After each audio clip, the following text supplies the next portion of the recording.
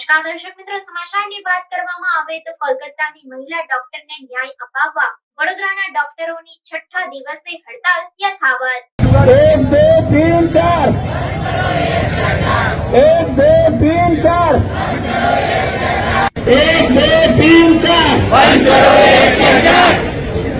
जनता क्यों सो रही है? વડોદરા શહેરના રેસિડેન્ટ ડોક્ટરો છેલ્લા 6 દિવસથી કોલકાતાની મહિલા ડોક્ટર પર દુષ્કર્મ બાદ હત્યાની ઘટનામાં પીડિતાને ન્યાય અપાવવા અને ડોક્ટરોની સુરક્ષા મુદ્દે હડતાલ યથાવત રાખી છે। ત્યારે ગઈકાલે હડતાલના 5મા દિવસે રેસિડેન્ટ ડોક્ટરોએ સફેદ કપડા પર લાલ થપ્પા મારીને ડોક્ટરો પર થઈ રહેલી હિંસાનો મુદ્દો ઉઠાવવાનો પ્રયાસ કર્યો હતો।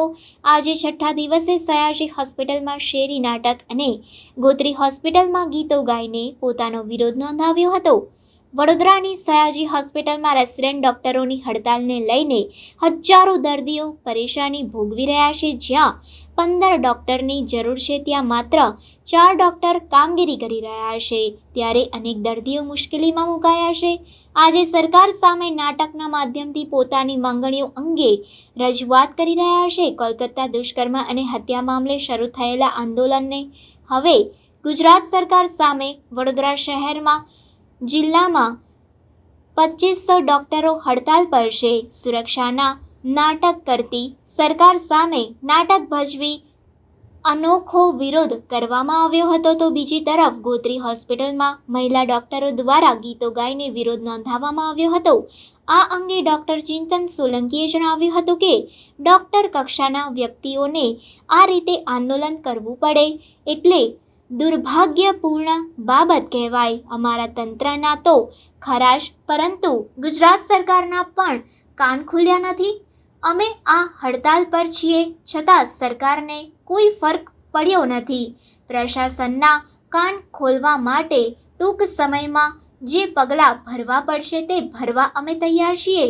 વધુમાં જણાવ્યું હતું કે આજે લોકજાગૃતિના ભાગરૂપે અમે એક નાટક રજૂ કરવાના છીએ। જો તબીબ કક્ષાના વ્યક્તિને આ રીતે પોતાની માંગણીને લઈ લડત ચલાવવી પડતી હોય તો સામાન્ય વ્યક્તિની વાત ગુજરાત સરકાર કઈ રીતે સાંભળતી હશે? હાલ Sayaji hospital, Gotri hospital, Parul university, Sumandeep hospital સહિતના 2500થી વધુ તબીબો હડતાલમાં જોડાયા છે। સુપ્રીમ કોર્ટની ટાસ્ક ફોર્સની રચનાથી જો ન્યાય મળી જતો હોય તો ભારત દેશમાં ન્યાયની જરૂર જ શું છે? बहुत थक गई। 36 आवर्स की कंटिन्यूअस ड्यूटी, पर सच कहूँ बहुत अच्छा लगता है जब पेशेंट ठीक होके अपने घर जाते हैं।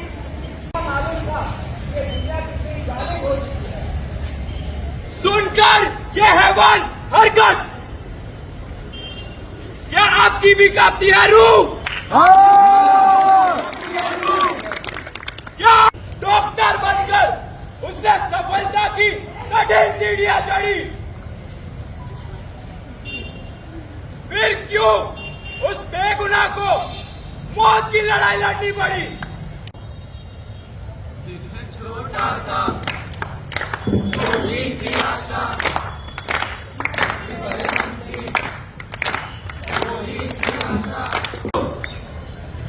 अगर बची है आप में इंसानियत, अगर बची है आप में इंसानियत, तो क्या आते हैं आपके आंखों में आंसू?